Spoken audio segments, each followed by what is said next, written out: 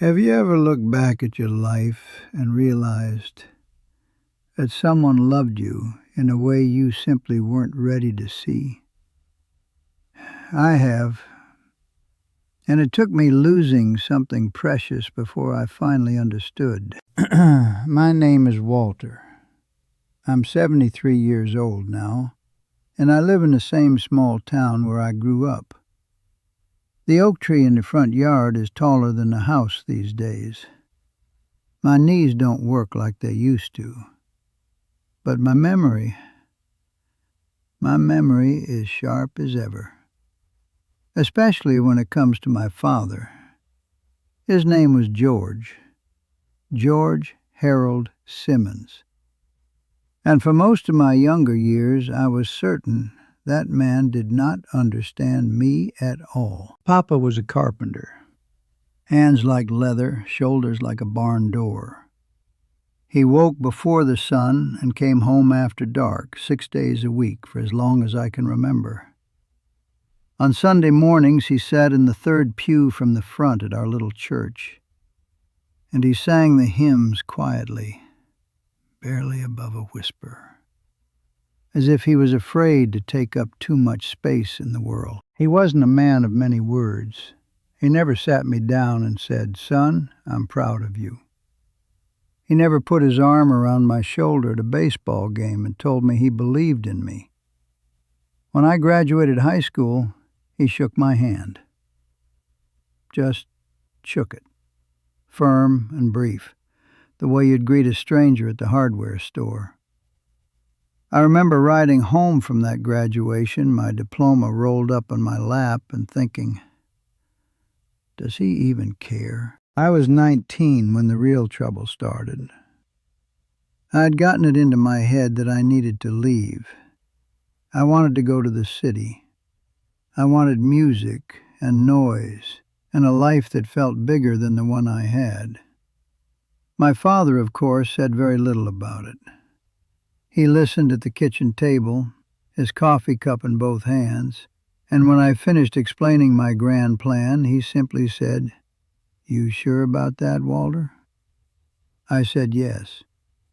He nodded once, and that was that. I left on a Tuesday morning in late September. Mama cried. Papa carried my bag to the car. Now, I won't dress up what happened next. The city was not kind to me. I struggled for nearly 2 years. Bad decisions, not enough money, a job I hated, a little apartment that felt lonelier the longer I stayed in it. I was proud, though, too proud to call home and say I'd been wrong. But life has a way of humbling a young man. One winter evening, after a long week of nothing going right, I sat on the edge of my bed in that cold apartment, and something in me just broke open.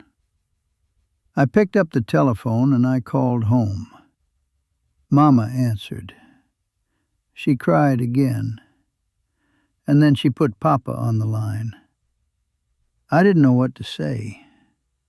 There was a long silence, and then my father spoke. He said, "You coming home, son?" Not "I told you so," not "you should have listened," just, "You coming home?" I said yes. He said, "Good. I'll have the heat on." I moved back in the spring. Things were different between us, though I couldn't explain exactly how. I was different, and somehow that changed everything. I started watching my father more carefully, the way he rose before dawn to tend the garden before work, the way he fixed the loose step on the porch, the one I'd been tripping over since childhood, without ever mentioning it, the way he tucked a little extra into Mama's grocery envelope every week, quietly, so she'd find it later and smile. He wasn't withholding love. He was expressing it, in every silent, steady, unremarkable act. I just hadn't known the language. When I was 26, I got married. My wife, Eleanor, was a school teacher with a laugh that lit up a room. On our wedding day, Papa shook my hand again, that same firm grip. But this time he held on just a moment longer. And when I looked up at his face, his eyes were wet. Just for a moment. He looked away quickly, straightened his tie. But I saw it. And I understood. The years rolled on. I became a father myself, 2 boys and a daughter. And I'll confess something to you now. Without even trying, without even realizing it at first, I became my father. I fixed things. I worked hard. I woke early. I didn't always find the right words. My eldest son, David, went through a stretch in his 20s when I think he felt the same way about me that I had felt about Papa. Too quiet, too distant, not enough said out loud. It nearly broke my heart. But I didn't know how to be any different. Papa passed when I was 41. A Tuesday in November, peaceful in his sleep, the way good men deserve to go. After the funeral, Mama asked me to help sort through some of his things. I went through the old dresser in the bedroom, the tall one with a sticky top drawer that always jammed. In the bottom drawer, beneath some folded work shirts and an old Bible, I found a tin box. A simple thing, no bigger than a shoebox. I opened it. Inside were letters. Every letter I had ever written home from the city during those hard years.